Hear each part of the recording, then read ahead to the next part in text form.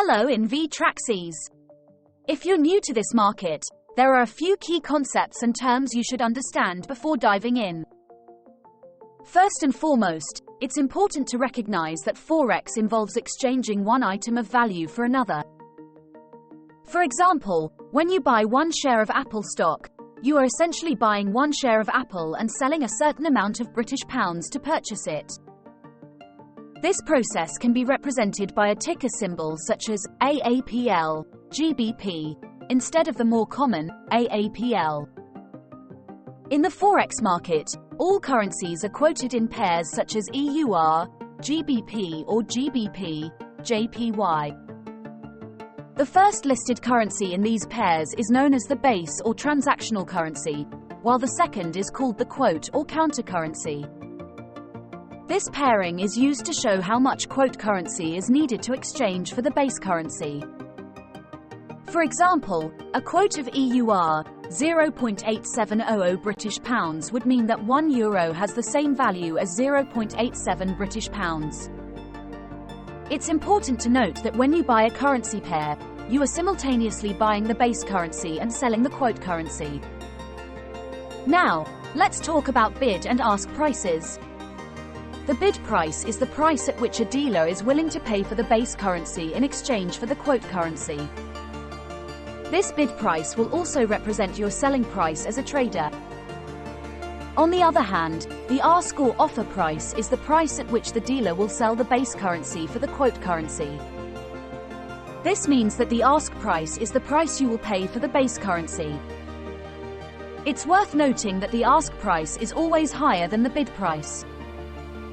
The difference between these two prices is known as the spread. Next, let's discuss contract sizes. In the Forex market, most currencies are traded in standardized sizes called lots.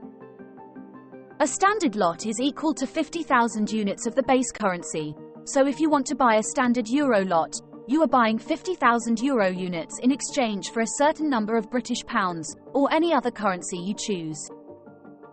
It's now common to see mini lots, which control 5,000 units, and micro lots, which control just 500 units of a specific currency, being traded as well.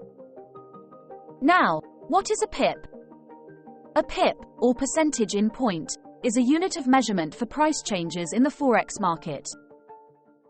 It's typically defined as the smallest price change that a currency can make.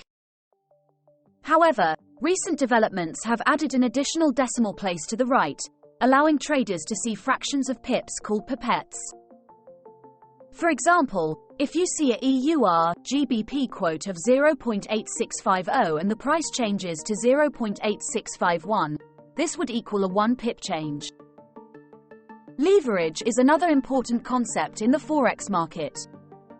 It allows traders to control a large amount of currency with a small amount of capital, which can be a great way to maximize profits. However, it's important to keep in mind that leverage also increases risk.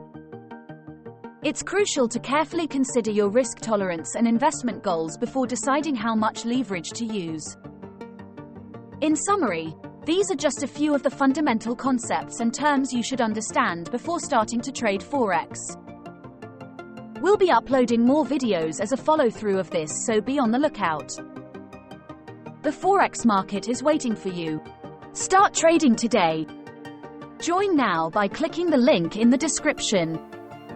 Also join our Telegram group for daily free trading signals. Hit the like button and subscribe to the channel and click on the bell icon for daily videos. And if you're watching on Facebook, don't forget to like the video and follow and like our page. Here's to a successful Forex trading journey for you.